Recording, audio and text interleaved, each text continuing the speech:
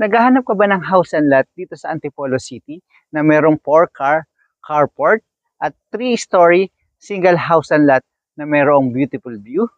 If yes, itong bago kong ipipicture sa'yo na nasa likuran ko. Pero bago tayo mag-start, please like and follow EDJ Facebook page, Reel, TikTok, Instagram, as well my EDJ YouTube channel. So you'll be notified every time we drop a video. Now guys, let's start our open house tour.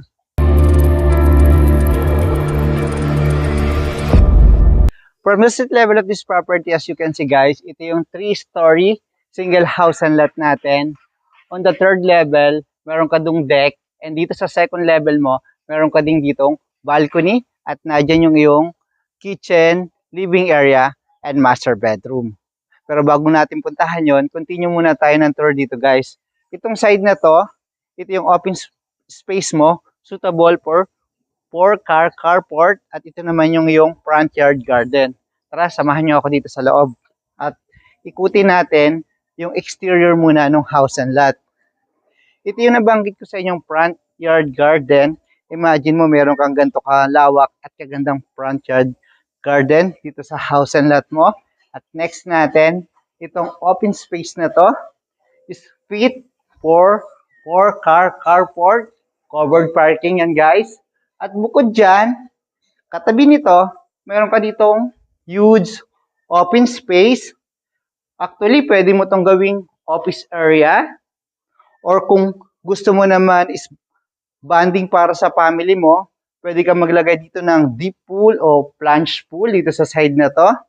Or, depende sa magiging design mo, pwedeng i-concrete mo na lang yan. Lagay mo dyan ng couch and then center table. Yan guys, itong side na to, meron kang box garden, long box garden, papunta dito sa dulo. Yan. Tapos dito naman, ito yung iyong everyday kitchen. At ito yung staircase going up to 2nd floor. Pagbukas mo ng pinto dyan, una mong makikita, siyempre, yung kitchen niya. Tapos dito guys, hanggang dito yung box garden, long box garden. Ito yung beautiful fence mo dito sa likod ng house and lot. At itong door na to, ito naman po yung inyong toilet and bathroom sa ground floor. Yan. Nakita na natin yung open space dito sa exterior ng house and lot. Imagine mo guys, meron kang ganito kalapad and kalawak na open space. Ano kaya yung pwede mong gawin dito? Kung may idea ka or kung may gusto kang gawin dito, please type naman po sa comment box section natin. And ito po yung inyong large and solid main door. Open natin to at pasok tayo sa loob.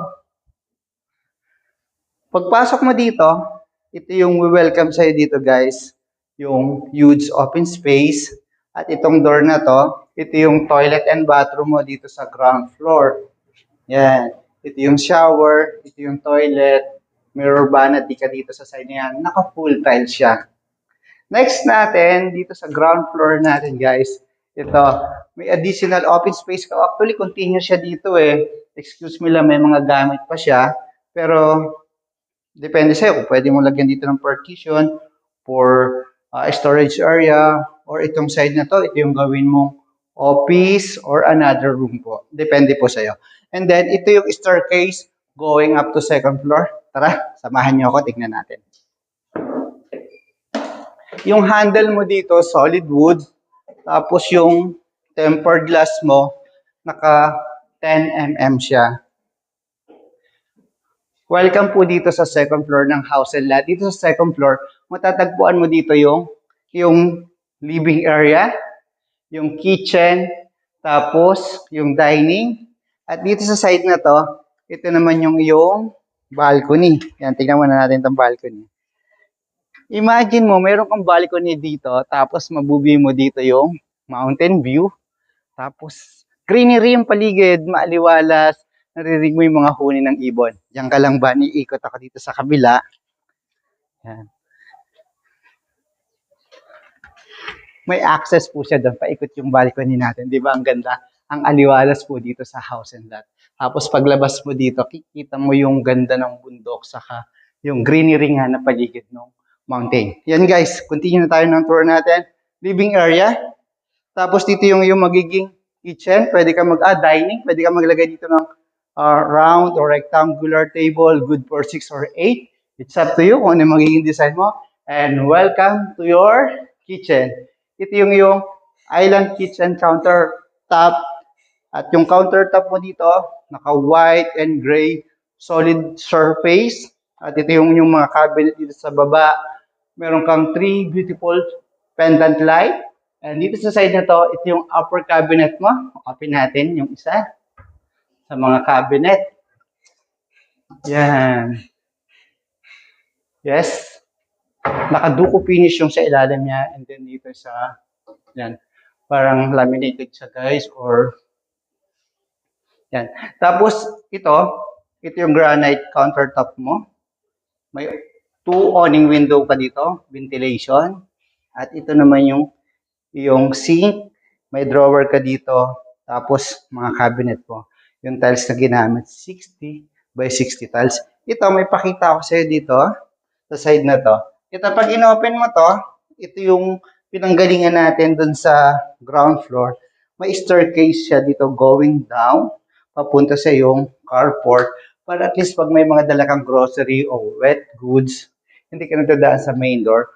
Ito yung secondary staircase mo, papunta dito sa yung kitchen. At dito, bukod dyan, meron kang toilet and bathroom.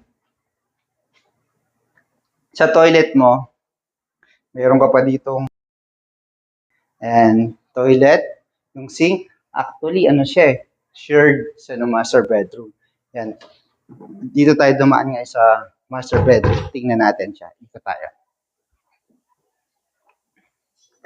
Yan, bukas na tong pinto ng master bedroom. Tara pasukin na natin. Yan, welcome to master bedroom guys. Yung master bedroom po is na dito sa second floor. Imagine mo, meron ka ng design dyan sa taas at modern light. Ito yung cabinet mo dito. Ito yung makeup area. At dito naman, ito yung balcony. Pero bago natin puntahan yung balcony, itour ko muna kayo dito guys sa toilet and bathroom niya na nabanggit ko kanina na shared po ito. Ito, may door kasi din dyan. At ito naman po yung kaninang nabanggit ko. Yung floating vanity, toilet, shower. At naka full tiles po ito. Labas na tayo sa master bedroom. Tingnan naman natin yung pangalawang balcony. Kapag nakaharap ka dun sa house and lot, sa kaliwa niya, meron siyang long balcony na unang tiningnan natin. Tapos ito naman yung private balcony dito sa right side. Ang access mo lang po dito is dun sa yung master bedroom. Mula dito, kung doon may view ka ng mountain view, dito rin po kita mo yung sa mountain view side. Yan o, greenery yung paligid. Ganda. Kahit nasa 10 AM na, maaliwalas sa ganda ng paligid. Let's go. Next natin, yung third floor.